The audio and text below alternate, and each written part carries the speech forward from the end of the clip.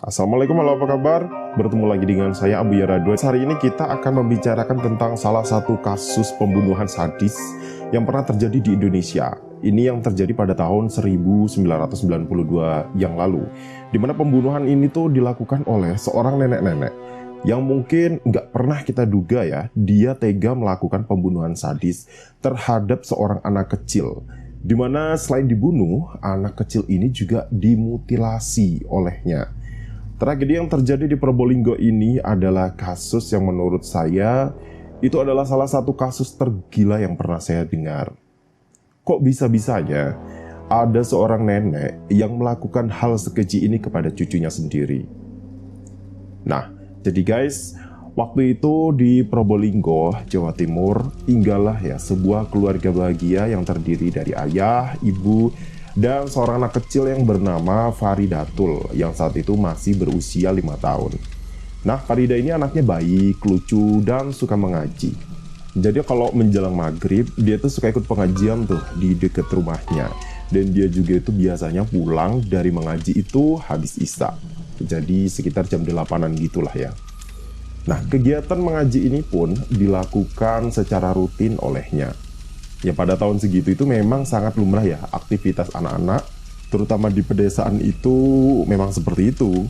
Sangat jauh berbeda halnya dengan zaman sekarang, yang kebanyakan dari anak-anak sampai emak-emak bapak itu hobi banget sama yang namanya pegang gadget. Hingga tiba-tiba pada suatu malam yang tenang, di mana para penduduk desa Kandang Jati Kulon lagi bersiap-siap mau beranjak tidur, di suasana malam yang tenang itu, tiba-tiba dikejutkan dengan suara teriakan sejumlah warga yang memanggil-manggil nama Farida. Farida, si bocah kecil yang lucu itu, saat itu ternyata belum pulang ke rumah guys. Padahal waktu itu udah menunjukkan tengah malam. Nah, biasanya Farida itu kan kalau jam 8-an gitu kan udah pulang ya. Tapi malam itu, bahkan ketika waktu sudah menunjukkan lebih dari pukul 11 malam, si Farida itu belum juga pulang ke rumahnya guys. Ya tentu saja orang tuanya khawatir, panik, sampai emaknya tuh nangis tuh kejar-kejar, nyariin di mana keberadaan anak mereka. Sampai-sampai itu ya, warga, kepala desa juga ikut mencari tuh di mana keberadaan si Farida ini yang sebenarnya. Tentu saja orang tua Farida yang bernama Arianto dan Edi Ningsi juga ikutan mencari Farida di malam itu. Saat itu, warga mulai melakukan pencarian dari pelosok kampung, rumah-rumah warga, dan di banyak tempat lainnya. Tapi Farida tetap nggak ditemukan. Pencarian itu tuh berlangsung hampir memakan waktu 6 jam. Sampai-sampai pencarian ini tuh kayak berujung di sebuah momen yang nggak terduga. Nggak disangka, Farida ditemukan hanya tinggal jasadnya aja di salah satu rumah warga oleh kepala desa Kandang Jati. Yang ironisnya, kira-kira lokasi rumah penemuan itu jaraknya cuma sekitar 15 meter saja dari rumah Farida. Nah, penemuan itu juga terjadi secara nggak sengaja tuh guys, karena ada sebuah tampah yang menutupi baskom itu kesenggol kepala desa yang lagi lewat. Jadi guys, tampah itu kayak alat yang terbuat dari anyaman bambu ya, yang bentuknya seperti piring lebar itu, dimana ibu-ibu zaman dulu itu di tahun 90-an pasti itu suka gunain tuh, biasanya buat menampi beras gitu ya. Nah, setelah bergesernya tampah itu, barulah ketahuan di mana Farida sebenarnya berada. Saat tampah itu tersenggol, posisinya tuh kayak bergeser sedikit gitu dari baskom, hingga menyembulah tangan kecil dari dalam baskom itu, yang kemudian membuat kepala desa jadi kaget bukan kepala guys. Ditambah lagi kepala desa juga melihat ada sandal anak kecil yang tergeletak di dekat tungku milik Mbah Sujiwo, atau yang biasa dipanggil dengan Mbah Jiwo. Namun biarpun panik, saat itu Pak Kades coba berusaha tetap tenang dan stay cool guys. Di situ Pak Kades coba nanya-nanya nih ke pemilik rumah alias Mbah Jiwo. Walaupun awalnya berkelit, namun akhirnya Mbah Jiwo ini mengakui kalau jasad yang ada di dalam baskom itu, ya itu adalah Farida, cucunya sendiri. Nah, yang lebih bikin gregetannya lagi tuh guys, Mbah Jiwo ini ngaku, tapi tanpa ada perasaan bersalah sedikit pun. Dengan tenangnya, Mbah Jiwo ini mengatakan kalau dia memang yang menyembelih Farida. Diketahui, Mbah Jiwo ini adalah seorang nenek-nenek yang sebetulnya tuh kayak nenek-nenek biasa aja gitu ya, nenek-nenek pada umumnya lah. Tapi pengakuan dari Mbah Jiwo inilah yang bikin banyak orang jadi geleng-geleng kepala. Nah, dari pengakuan si Mbah Jiwo ini, sebelum dia melakukan mutilasi Farida ya, dia itu mengaku kalau di siang harinya dia itu kayak mendapat perintah suara gaib, di mana perintahnya itu adalah mengharuskan dia ini memakan daging dari anak kecil. Awalnya Mbah Jiwo ini sempat kayak mengabaikan gitu suara tersebut, dan dia menjalani harinya seperti biasa. Tapi menjelang sholat Isya, dia tuh kembali mendengar suara gaib tersebut, di mana saat itu si Farida ini lagi main ke rumahnya. Jadi guys, kayak si Farida ini adalah cucunya Mbah Jiwo sendiri ya, yang memang sering main ke rumah Mbah Jiwo.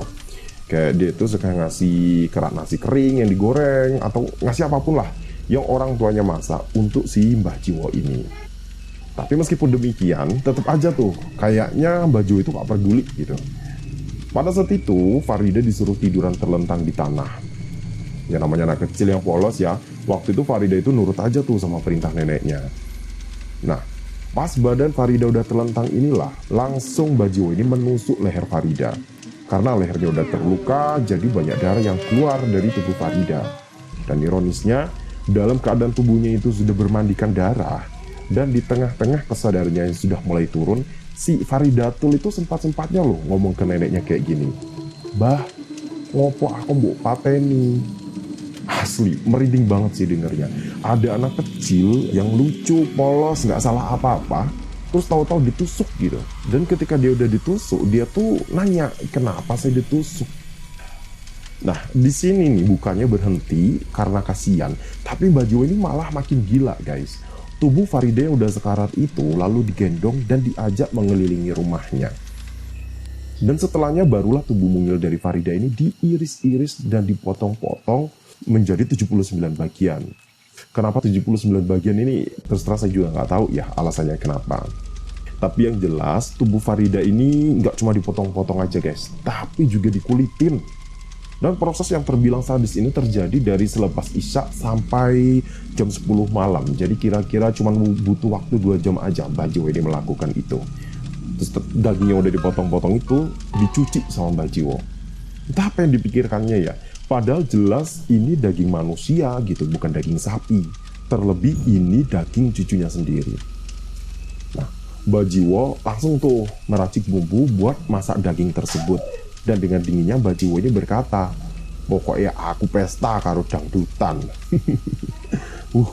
Ngeri banget nih.